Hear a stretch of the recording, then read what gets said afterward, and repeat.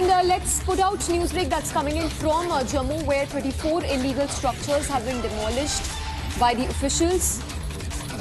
These are the details coming in from Jammu. We'll try and put out those visuals as well, where demolished structures being taken down can be seen. These are all illegal structures that have been razed to the ground by the officials. These structures were rented out illegally by Kashmiri Pandits.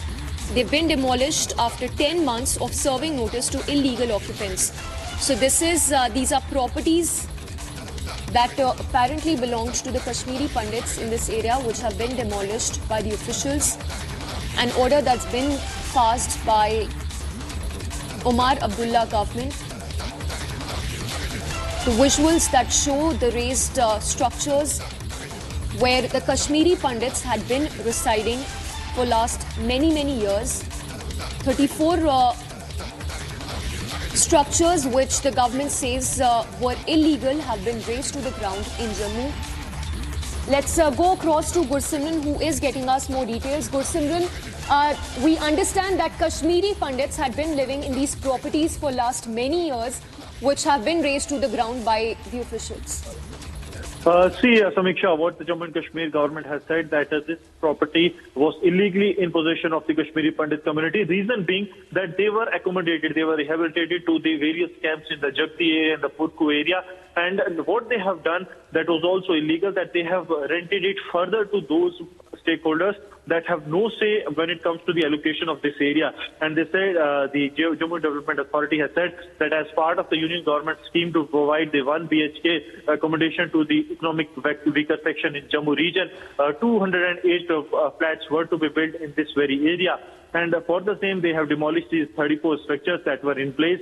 What they went on to say that in January 2024, 20th of January it was, notice was served for the evacuation that they leave this place because this is being illegally occupied as they have been rehabilitated to the other areas.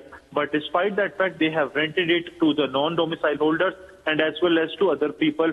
That is totally against the allocation of the property to the migrants that comes under the government of Jammu and Kashmir.